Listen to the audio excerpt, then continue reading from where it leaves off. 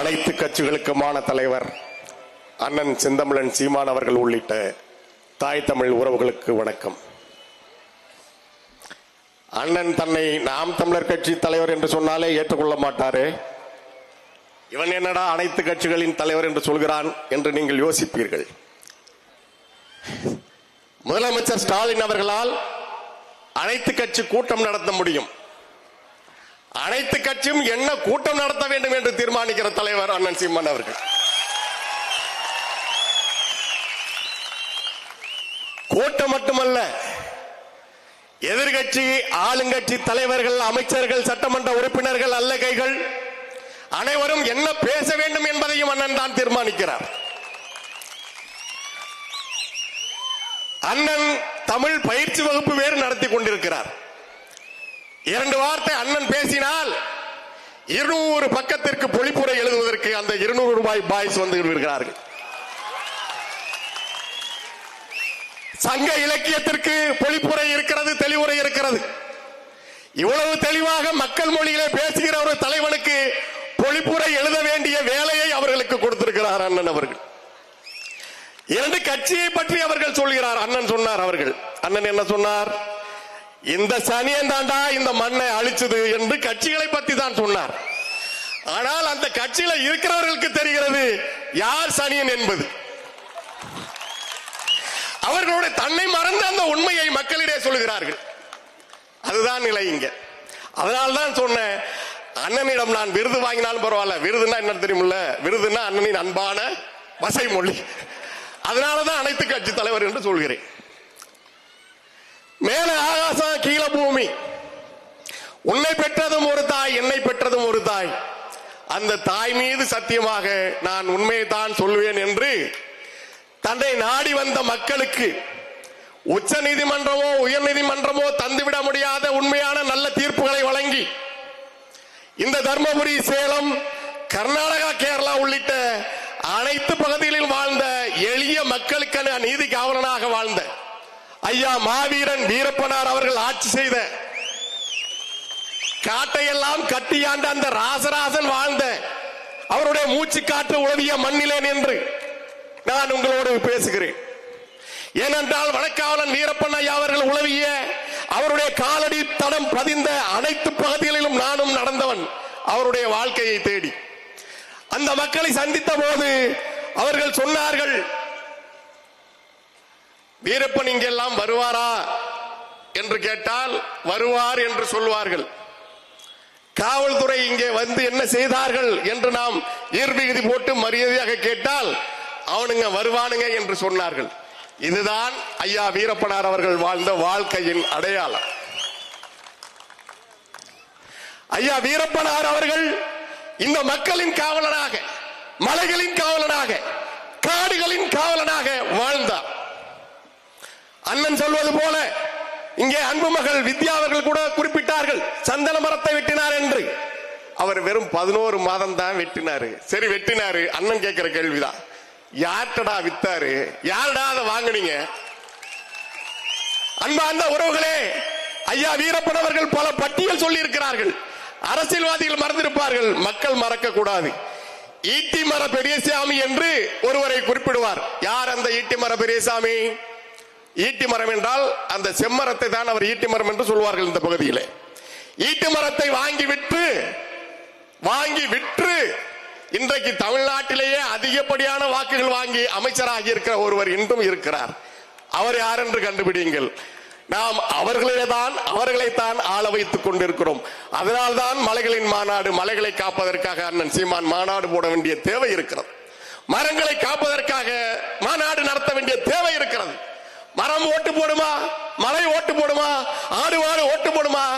60 ஆண்டு காலமாக இங்க மஞ்ச குளிச்சதுனால வந்த நக்கலு அடே, நீங்க தோண்டி புறத்தினதுலாண்டா என் மக்களுக்கு அது பாடம் எடுப்பதற்காக அண்ணன் இந்த மாநாடுகளை நடத்துகிறார். எல்லோரும் தேர்தல் வேலை செய்கிறார்கள். நீங்கள் என்ன வேலை செய்து கொண்டிருக்கிறீர்கள் என்று கேட்கிறார்கள். நாங்கள் தேசத்தை காக்கிற வேலையை செய்து கொண்டிருக்கிறோம். தேர்தல் வேலை செய்தவன் அரசியல்வாதி, தேசத்தை காப்பவன் தான் தலைவன். தேசத்தை காக்கின்ற தலைவன் வந்திருக்கிறார். அதை இனிமேலும் நீங்கள் வந்து அந்த வாய்ப்பை தவற விட்டு விடாதீர்கள். அன்பான மக்களே, ஐயா வீரப்பன் அவர்கள் 2007 அவர் வாழ்க்கையை பதிவு செய்த போதே நான் எழுதியிருக்கிறேன் இன்றைக்கு நடக்கிற இந்த இழி நிலைகளை. அண்ணனுக்கு தெரியும், நடிகன் பின்னாடி போறான்டா, இருட்டுல முதலமைச்சரை தேடுறான்டா, இந்த தமிழனுக்கு எப்படா அறிவு வரும் என்று கொந்தளிப்பார் வீரப்பன் அவர்கள். அந்த தொடரிலே அவர் வாழ்க்கை வரலாற்றிலே வருவான் வருவான் வருவான், வராமலா போயிடுவான், இந்த மண்ணையும் மக்களையும் நேசித்த ஒருவன் வருவான்டா என்று சொன்னார். அண்ணன் வந்திருக்கிறார். நீ யாரெல்லாம் இழந்திருக்கிற? பிரபாகரனை இழந்திருக்கிறாய். தேசிய தலைவர் பிரபாகரனை நான் இழந்தோம், தமிழரசனை இழந்தோம். இன்னும் இருப்பது ஒரே வாய்ப்புத்தான், முழிச்சுக்க. இந்த மலைகளை காப்பது, இந்த மண்ணை காப்பது, நீர்வளத்தை காப்பது, எல்லாவற்றையும் சேர்ந்து ஒட்டுமொத்தமாக தமிழ்நாட்டை காப்பதற்கு இருக்கிற ஒரே வாய்ப்பு நாம் தமிழர் கட்சியும் அண்ணன் சீமான் அவர்களும் தான். நமது சின்னம் விவசாயி என்பது உலகத்தை காக்கின்ற விவசாயியை காப்பது. எழுதி வச்சுக்க. அவர்கள் சொல்லுவார், அண்ணா பொடி போட்டார், அதை ஸ்டைலா அப்படி போட்டார்லாம் செஞ்சு காட்டுவான். அண்ணா பொடி போட்டாரு, அவருக்கு புற்றுநோய் வந்தது. அன்னைக்கு தாண்டா தமிழ்நாட்டுக்கே புற்றுநோய் வந்தது, கருணாநிதி என்னும் புற்றுநோய். அண்ணன் ஹுமாயூன் அவர்கள் குறிப்பிட்டாங்கல்ல புற்றுநோய். ஆனா அண்ணா பொடி போட்டார், புற்றுநோய் வந்தது.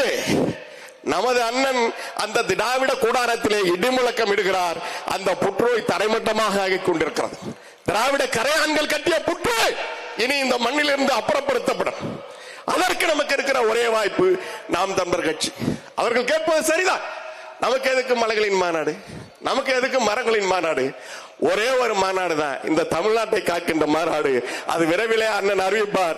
அந்த மாநாடு நடக்கும், அன்று வரலாறு மாறும், அன்று வரலாறு மாறும். 2026 நாம் படைப்போம் புதிய அரசியல் வரலாறு. கர்ஜனை வேறு, குரட்டை வேறு. குரட்டையே கர்ஜனையாக நினைத்துக் கொண்டு தன்னை சிங்கம் என்று சொல்லிக் கொண்டிருக்கிறார். நீ எப்ப பார்த்தாலும் தூங்குவப்பா, அது கொரட்டை, அது கொரட்டை. அப்பம் பேரையே துண்டு சீட்டை பார்த்து படிக்கிறவன், தாம் பெயரையே துண்டு சீட்டை பார்த்து படிக்கிறவன் இந்த நாட்டில் தலைவன். ஏண்டா தமிழன் அவ்வளவு கேவலமா போயிடுச்சா? உனக்கு அவ்வளவு கேவலமா போயிடுச்சா? கரிகாலன் இந்த மண்ணையும் மக்களையும் ஆட்சி செய்தான், ராசராசன் ஆட்சி செய்தான். தலைவர் பிரபாகரன் இந்த மண்ணை மக்களுக்காக வாய்த்தார். அண்ணன் தமிழரசன் அவர்கள் இந்த மக்களுக்காக போரிடார்.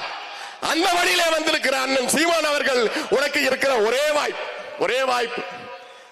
வீரப்பன் அவர்கள் சொல்வது போலத்தான், இந்த மண்ணின் மைந்தர்கள் இந்த மண்ணை ஆள வேண்டும்.